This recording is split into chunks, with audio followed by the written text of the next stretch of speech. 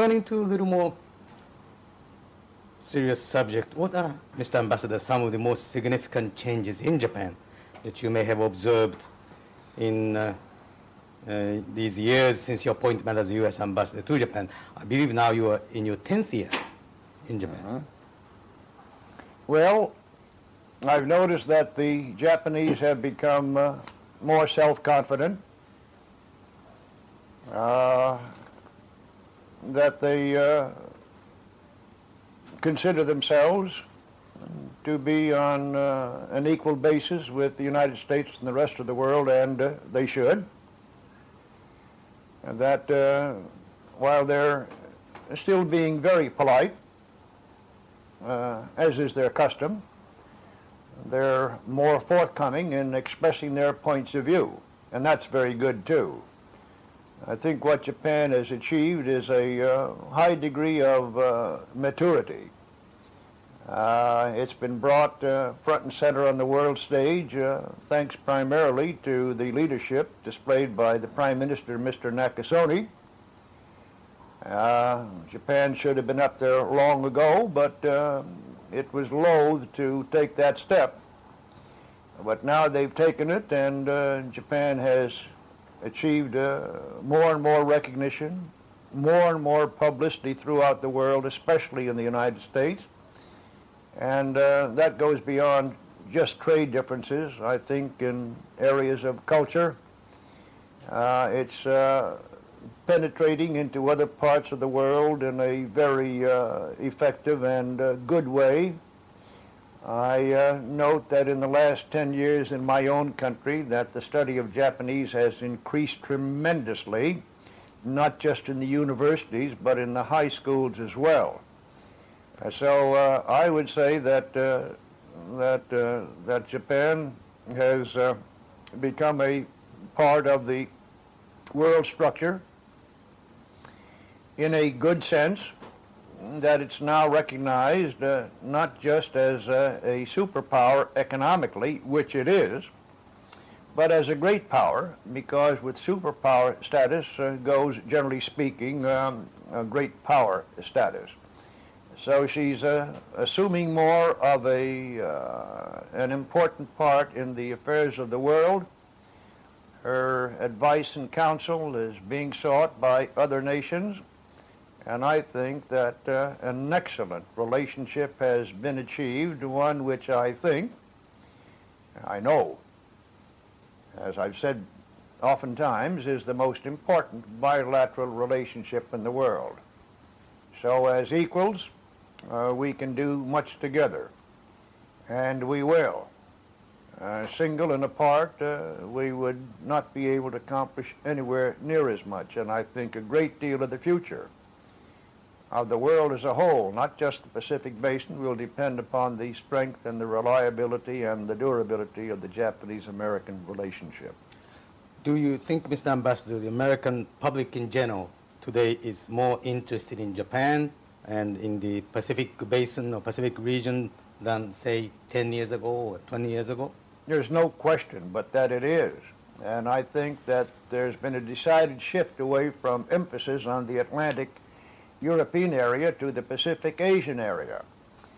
I think that when you look at the facts and figures, the increase in trade between Japan and East Asia with the rest of the world, when you look at the phenomenal increase in those figures year by year, when you look at the interchange of groups of Japanese with other peoples of other nations, when you see the tremendous Japanese investment in the United States, direct investment in excess of $25 billion, you begin to comprehend the tremendous change which has taken place, not within just the past 10 years, but within the past 40.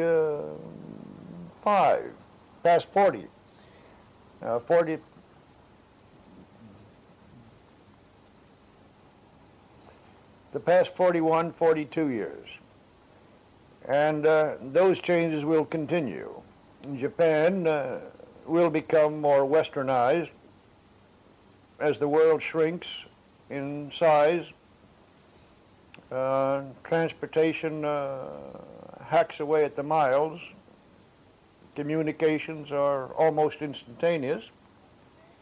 But I hope in the process that Japan doesn't become too westernized, but remembers its history, doesn't forget its customs and traditions, and continue to recognize that Japanese are Japanese, but that as such they inevitably must become a part of the neighborhood because the world is developing in that direction, and that out of that neighborhood status comes a neighborly feeling of each towards each other.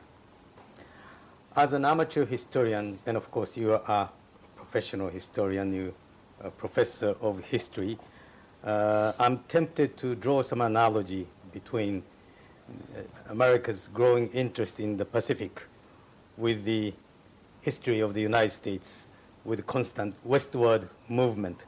Is this rising interest in the Pacific sort of an extension of that spirit of the American frontiersmen?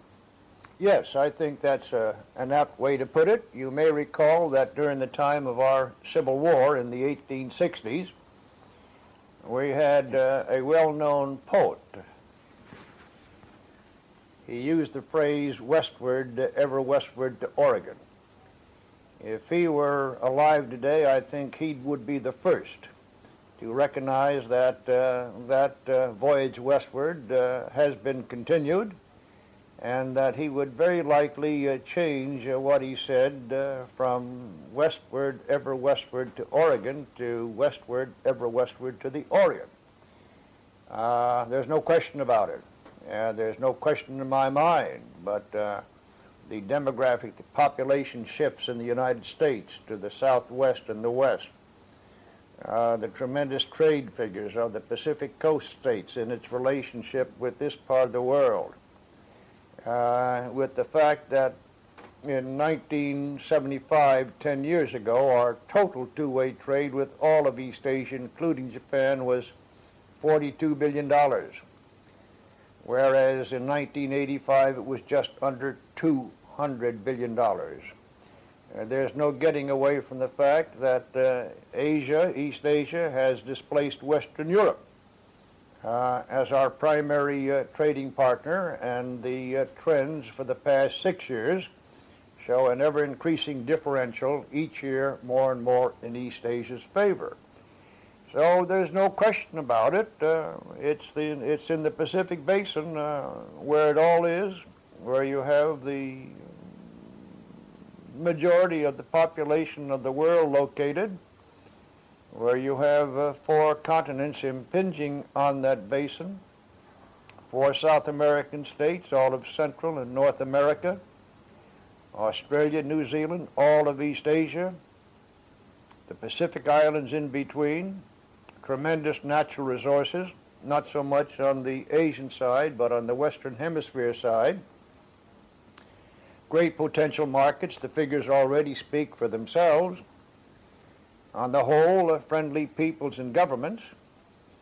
And in my mind, there is no question but that trend will continue, that it's in the Pacific Basin where it all is and what it's all about, and that the development of that basin will mark the next century, which will be the century of the Pacific. The development of that basin will, in large part, depend upon the strength and the reliability and the durability of the Japanese-American relationship.